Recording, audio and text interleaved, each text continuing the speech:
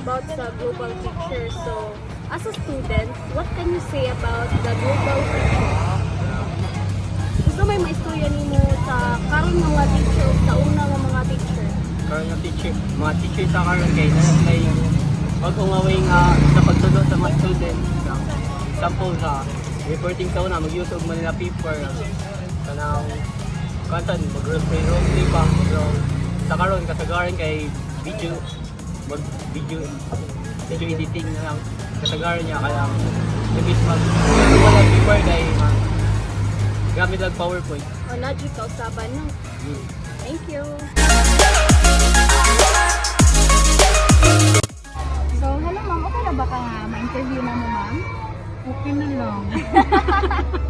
Sige ma'am. So, ako pangutanan mo ma'am, what is your idea about global teacher? Kung sa imong masulti karon sa mga maestra ma'am? A global teacher should be or must be a global competitive. Must be more on digital and teaching. So that the kids could be also competitive globally, not just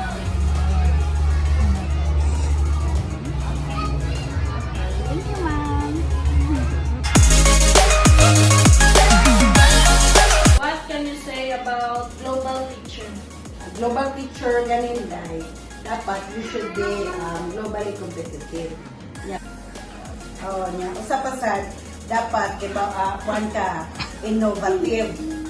O kaning ibaw na kang imuhang teaching dili ra gyud ka kutob ra gyud ka diha. Kinahanglan imo pa gyud i-explore, imo pa gyud i-widen ang imuhang pagka-maestra. And mag-search ka, pwede rin ka maka-search sa mga Google or mutanaw ka sa mga interview kung unsa pag yun, pwede nga mo matanaw na makapapuno or makapadevelop nimo as a teacher. Yeah, ma'am. We all know that technology is very useful nowadays. Unsa imong mahatag ng mga advantages and disadvantages na nagamit sa maestra o sa estudyante? Sa side sa ako, nani na kong edad, dili kayo ko mag-develop when it comes to technology. So, pero na-joy uban ng mga teachers na mga old age na, like 50s or 60s. So, nagtrabaho pag yun na, when it comes to technology, tanong yun ako nila, na-joy mag-develop. So, dapat, ikaw as a teacher, you should be innovative. Mangita kong pali, pwede na dyan ka maka-ask o help sa inyong mga co-teacher na mapagtabang ka. Kaya labi na nowadays, ang gamit yun kasagaran na ba sa mga teacher is ang technology. Like may klase ka, na-adjust na ang laptop. Every time makita niyo mo ang mga maestra mo, paso diya, kaya mo adjust sa ilang classroom, magdala-dala dyan ang laptop. Mo na kinahanglan, ikaw as a teacher, kinahanglan yun ka mo, cope up ka sa tanan para sa kanino sa klase. Unya, para sa mga estudyante, advantage ang technology kung gamitin siya sa nindot na paagi. Dapat na yung education. O ang technology is maka-help yun na siya sa mga estudyante para mas madali ang ilang pagtukot or ang ilang panalitan ng search. Unya, dapat sa unta with the help sa yung mama or na sa okay, since we are in 21st century naman ta karon, dapat innovative dili na ang teacher but also the students. Unya, yung students sa kinahanglan naman sa jud na hindi na pwede mawala ang technology nowadays. Kinahanglan sa jud mo cope up. And pero nasa joy disadvantage. Ang advantage is makadali ra gyud siya sa imong eskwela.